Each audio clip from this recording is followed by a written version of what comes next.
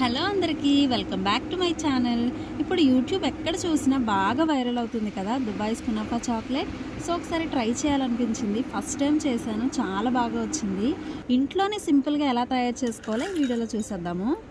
ముందుగా అరకప్పు పైన పెంకు తీసేసిన పిస్తాని ఒక బౌల్లోకి తీసుకొని కొద్దిగా వాటర్ వేసుకొని 10 నిమిషాల వరకు నానబెట్టుకోవాలి.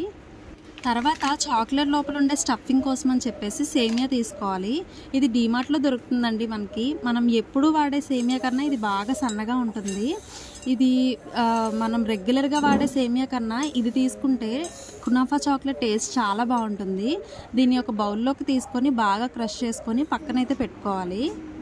ఇప్పుడు ఒక పాన్లోకి 1 టేబుల్ స్పూన్ నెయ్యి వేసుకొని ముందుగా క్రష్ చేసుకున్న ఈ సేమియాను వేసుకొని బ్రౌన్ కలర్ వచ్చేంత వరకు స్టవ్ని మీడియం ఫ్లేమ్లో పెట్టుకొని కలుపుకుంటూ ఉండాలి. ఇది బ్రౌన్ కలర్ వచ్చిన తర్వాత స్టవ్ అయితే మనం ఆఫ్ చేసేసుకోవడమే.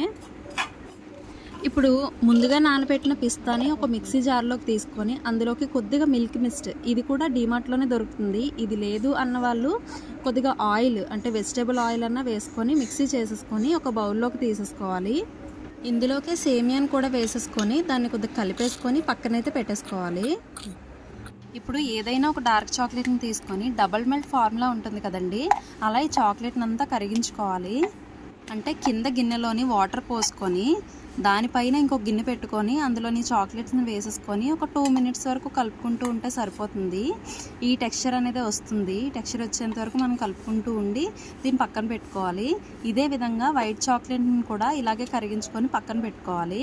ఇప్పుడు ఈ వైట్ చాక్లెట్ని 2 డబుల్ పార్ట్స్ చేసుకోవాలి. ఎందుకు అంటే కునాఫా చాక్లెట్ పైన ఏంటంటే 2 కలర్స్ ఉంటాయి కదా, గ్రీన్ అండ్ ఎల్లో. సో దానికోసం అని చెప్పేసి నేను దీంట్లోకి అయితే ఫుడ్ కలర్ని అయితే యూజ్ చేసి దీన్ని కలుపుకొని పక్కన పెట్టుకోవాలి. ఇప్పుడు మనం చాక్లెట్ మౌల్డ్ ఉంటుంది కదండి, ఆ చాక్లెట్ మౌల్డ్ని తీసుకొని అందులోకి మనం ముందుగా కలిపి పెట్టుకున్న ఈ white and yellow colour creams ఉంటాయి కదా, వీటిని ఇందులోని స్ప్రింకిల్ చేసుకోవాలి. స్ప్రింకిల్ చేసుకొని ఒక 5 మినిట్స్ వరకు ఫ్రిడ్జ్లో పెట్టి తీసేస్తే ఇలా గట్టిగా అయిపోతుంది. తర్వాత డార్క్ చాక్లెట్ని కూడా ఇలా వేసేసుకొని దీన్ని కూడా ఫుల్గా ట్యాప్ చేసేసుకొని ఫ్రిడ్జ్లో ఒక 5 మినిట్స్ పెట్టి తీసేస్తే ఇదిగోండి ఇలా గట్టిగా అయిపోతుంది.